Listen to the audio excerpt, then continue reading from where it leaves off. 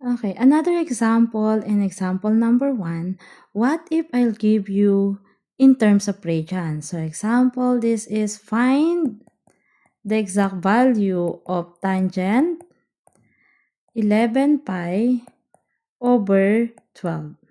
Okay, so you have a lot of options to solve this question. It's either to separate 11 pi over 12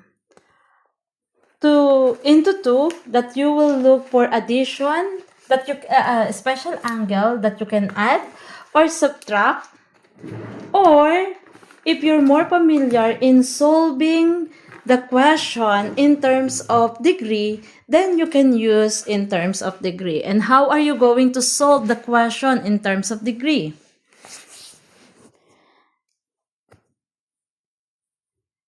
Okay, so you will use this 11 pi over 12 times, our formula is 180 divided by 5.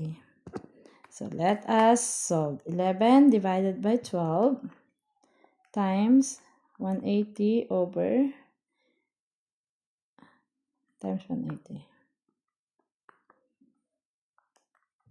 Okay, so the answer here is 165. Okay, so this is the angle that you will use. So tan 165. So now, what is tan 165? Again, look at your special angle. What is your special angle here?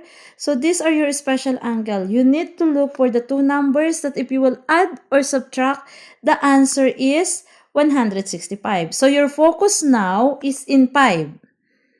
So let's say 120, and so what are the possible answer? So it can be 120 plus 45. Okay? Or if you will look at the subtraction, this is 165. So look for the highest number. So you can use 225 minus, what's the minus? Minus, let's say, 60. Okay? So all of this is still equal to 165. It's your choice. You can use addition or you can use subtraction. So let us choose one. Let us use addition. So we have tangent 165, which is equals to 120 plus 45. Okay? Everything here is equals to 165. Now, what's the formula? Tan A plus tan B over 1 minus tan A tan B. Okay, so what is tan A? Tan A is 120 plus B is 45. So tan 45 all over 1 minus tan 120 times tan 45. Then, let us calculate the exact value of tan 120. So, it's equals to, what is tan 120? So, this is negative the square root of 3 plus, what is tan 45? That is 1 all over 1 minus tan, let us directly solve it. So, tan 120 is negative root 3 times 1. So, is equals to negative the square root of 3 plus 1 over 1. Negative negative is positive plus the square root of 3. Okay? So, if you will calculate this, so the final answer here is equals to negative 2 plus the square root of 3. So this is the final answer in tan 165. So that is example number 1.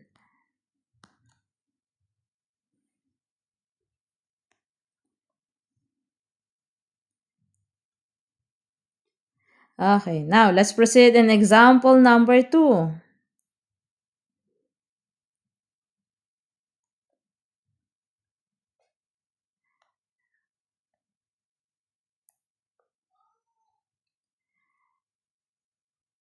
Okay, so in example number 2, an alternating current I in amperes. So there's a given value which is t seconds using I equals, this is the formula. So in example number 2,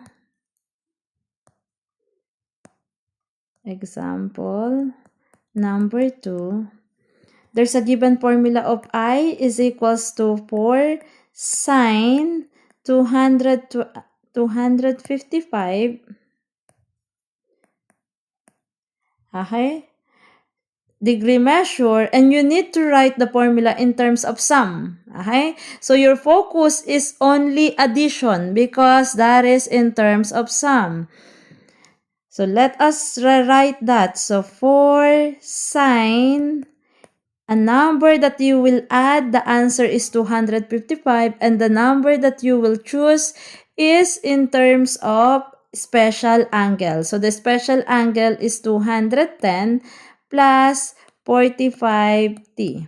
Okay? So it says here only that you need to rewrite the formula, then that will be the final answer. Now, if there's another preceding question, and you need to, what if the question is this? Okay, so you need to write, use the sum identities to find the exact value of 1 second. So this is example 1, and then number 2, what if there is a current after 1 second? So what you will do, apply the formula for sine, then this is A and this is B. So I will go directly like this. So sine 210 A plus B. And the formula will be 4 sine A cosine B plus cosine A sine B. So 4, it is bracket, sine, what's the value of A is 210, and cosine B is 45. So cosine 45 plus cosine 210 sine 45. Okay? And there's a given t here. Our t is equal to 1. So this is 1. So any number multiplied by 1 is still 1. So 4 times. Okay, so you need to find the exact value. What is sine 210? Sine 210 is negative 1/2. Cosine 45 is the square root of 2 over 2. Plus cosine 210 is negative the square root of 3 over 2. And sine 45 is the square root of 2 over 2. Okay? Directly solve, or if you want, do it step by step. So negative the square root of 2 over 4 plus multiply numerator to numerator, denominator to denominator. So the answer will be, I will erase addition because of multiplications of negative to positive is negative. So this will be negative square root of 6 over 4. Okay, so 4 minus the square root of 2 minus square root of 6 over 4. Cancel. Final answer is negative square root of 2 minus square root of 6. Though, in our solution, once that you already substitute the value, you can directly press this in your calculator and it will give you the same answer. Okay.